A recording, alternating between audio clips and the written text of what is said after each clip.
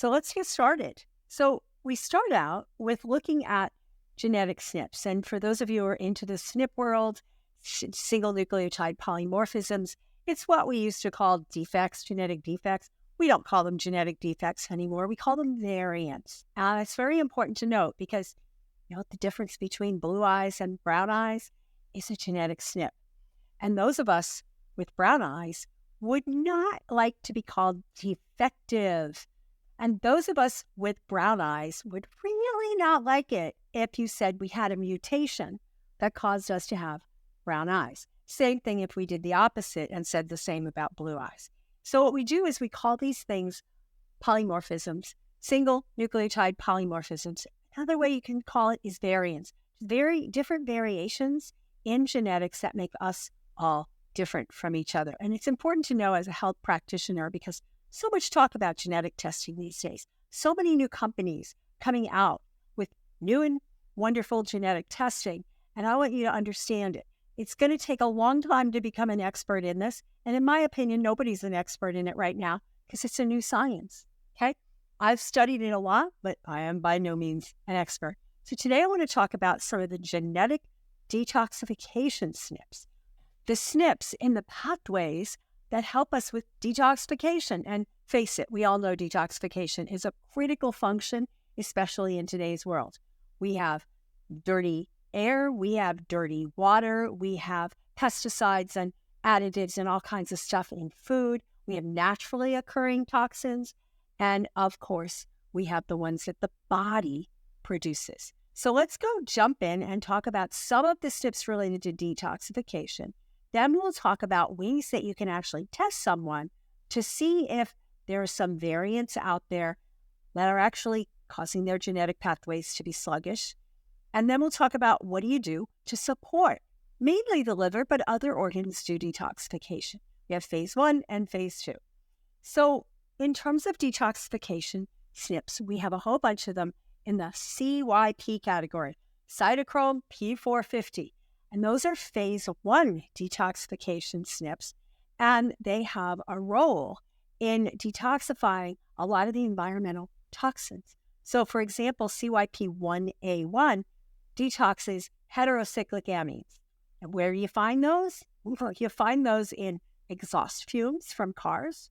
You find those in the gasoline when you're at the gas station pumping your gas. And you find them in, get this, charbroiled meat. So there's all kinds of exposures there. The CYP1A2 detoxifies caffeine. And you might say, well, why does caffeine have to be detoxified? Well, because caffeine is toxic to the body, and the liver has to put it through some phases to make it less toxic to the body.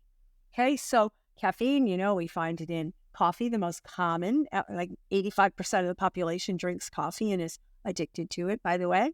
Coffee, tea, black tea especially, but also a little bit in green tea, and then chocolate, a little bit in chocolate. So we're exposed to this, and that pathway that detoxifies the caffeine also detoxifies estrogen in the body. Okay, it's one of the pathways that help detoxify estrogen. Actually, all of the CYP1A1, 1A2, 1B1, and 3A4, all of these are involved in estrogen metabolism and detoxification. So when we have SNPs in these areas, so for example, the 1B1, that's involved with aflatoxin. Aflatoxin is a common toxin produced by molds on things like peanuts and also grains when they sit in those grain silos. So those are important ones. And there's also a lot of other toxins that go through these pathways that we find in our foods, in our pesticides, etc. So when we have these SNPs, or we find a patient that has these SNPs, we want to make sure that their liver is open and their detox pathways are open, and we talk about ways to do that. There's another one, CYP2C9. It's involved in drug metabolism. So almost all the prescription drugs have to be detoxified. So there's CYP2C9, there's also CYP1D4, a bunch of others, and they're all involved with the drug metabolism, right?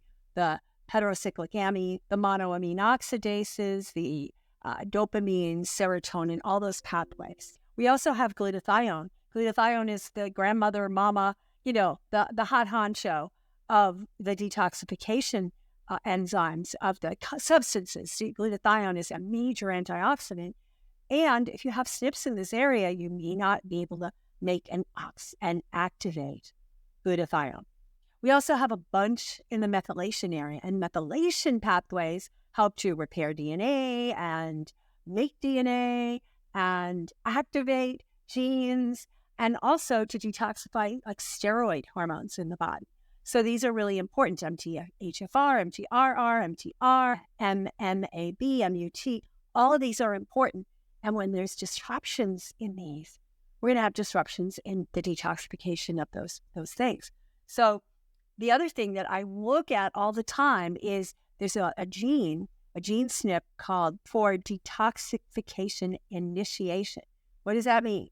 Well, it means that when the liver detects something toxic, it has to initiate, oh, this is toxic, let's get rid of it. And there's one called NR1I2, which is that initiation. So you could have a person with great detox SNPs. Nothing's out of balance, but this one, the NR1I2, is out of balance, and they're not able to initiate the pathways, right? So these are really important. There's also another one, PON1, which has to do with pesticides and herbicides, and especially can have problems with the heart when that enzyme isn't working properly. And we have two other master antioxidants, cousins, friends, brother and sister to you. I don't know gender or anything related to genes, but SOD and catalase. And so when you have someone who has disruptions, potential disruptions in these pathways because their genes are showing SNPs, then you want to be really careful and watch and do some fancy testing so that you know, are these really activated? So how do you test, right? So there's a couple of ways. One, there's a test called the organic acid, which is also part of Nutraval and metabolomics. And there's a number of companies that do organic acids, and they test for a lot of these detoxification pathways. And they'll talk about how well they're actually doing, right? So you can have the genes, but then the activation is got to be looked at. So that's a great test to look at. Another one is looking at the liver function tests on a blood analysis. Your typical blood chemistry has all the liver enzymes. So then on the blood test, there's the whole liver section, right? So you have AST, ALT, alkaline phosphatase. And one of the most important ones that people leave out these days, a lot of doctors are just leaving out GGT. GGT has been known for being able to tell for detoxification or toxicity from alcohol, but also the level of toxins in the body.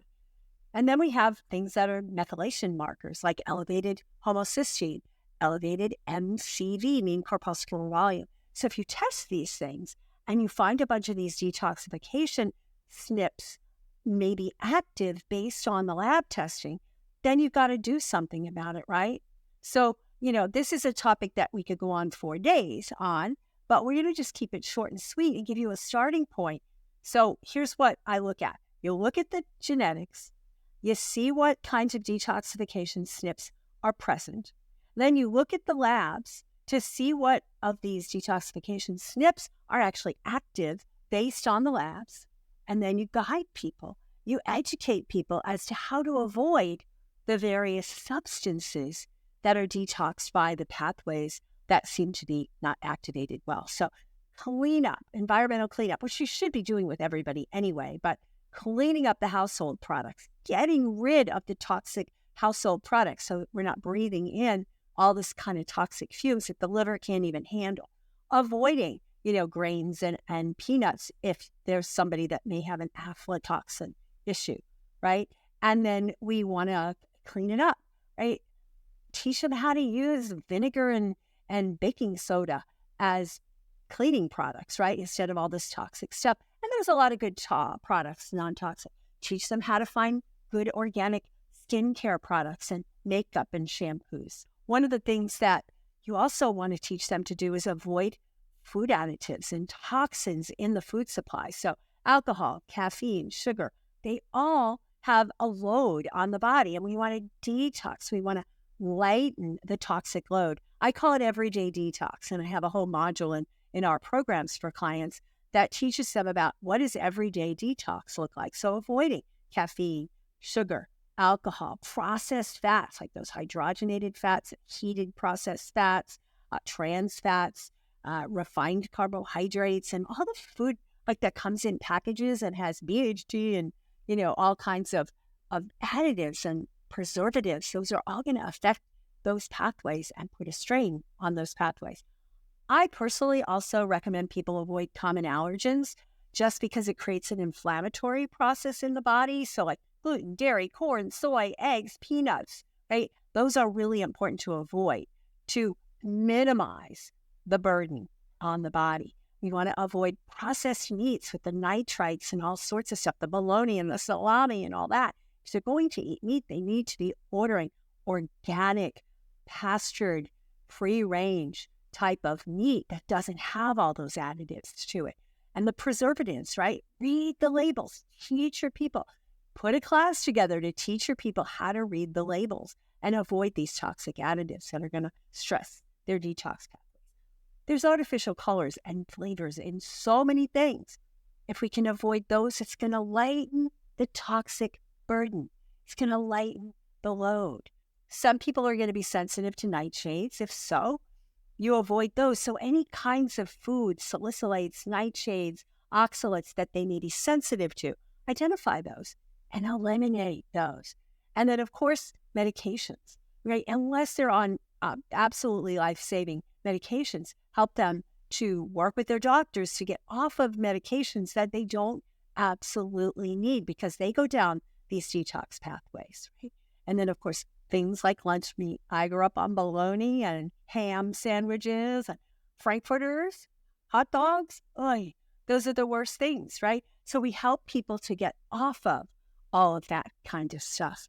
And we talk to them about how important it is, especially for women with breasts and uteruses and other estrogen-sensitive tissue in the body, but also men, because men can get breast cancer too. And when we have excesses of these hormone disruptors in their food and they don't detoxify them well, men can end up with breast cancer, but also prostate cancer. So we want to reduce the risks for our patients. So we want to look at some of these. There's a bunch of toxins that actually impact the ability of the body to methylate. And when we can't methylate, it leads to a whole host of problems. And you can look that up and study that.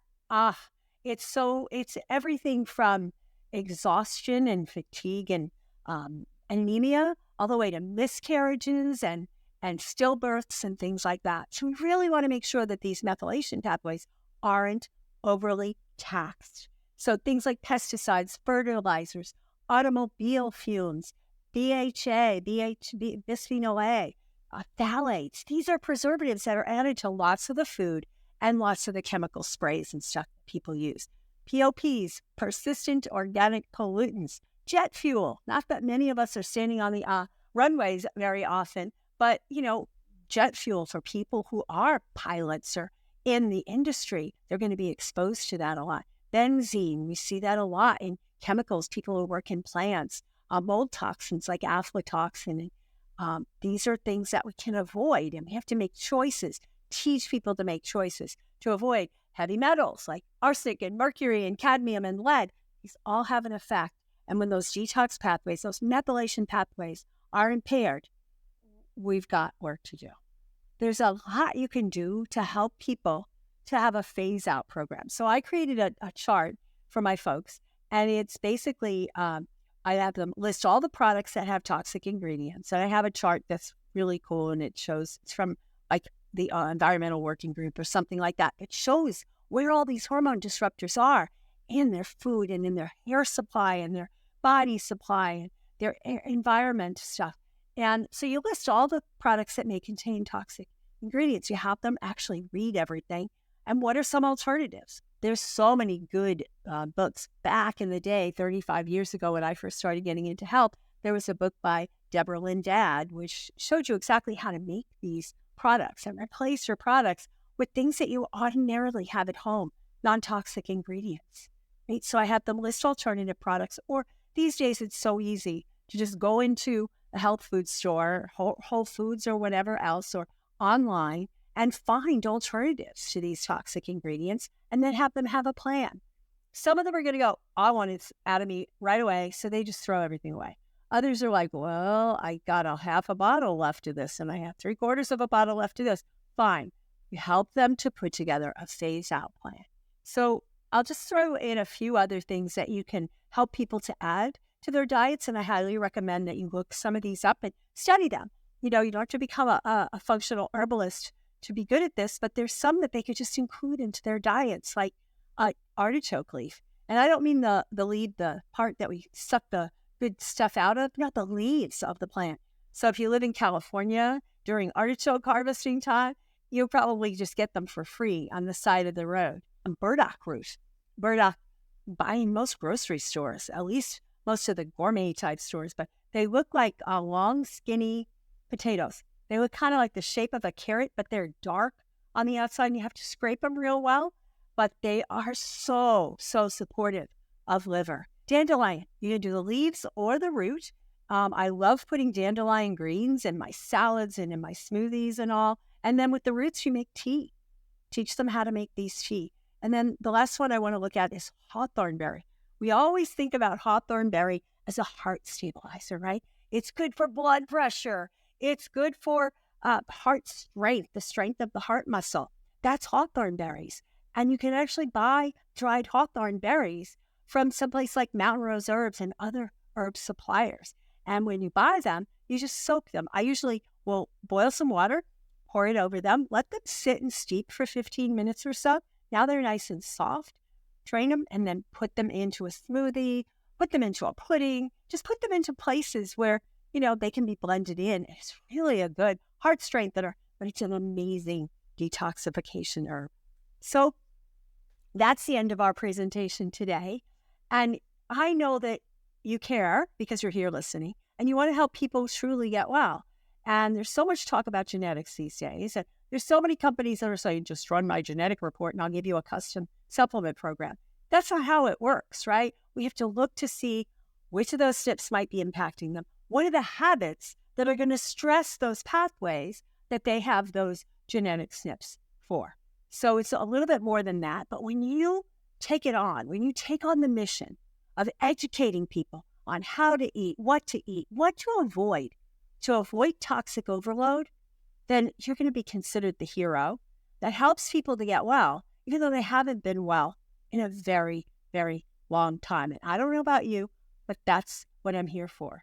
So go ahead and check out our page, iamemethod.com, and learn more about how we can support you with this. Visit the other episodes in the podcast. We have a ton of them on genetics and cleansing and all this. So please enjoy all the resources we're putting out there.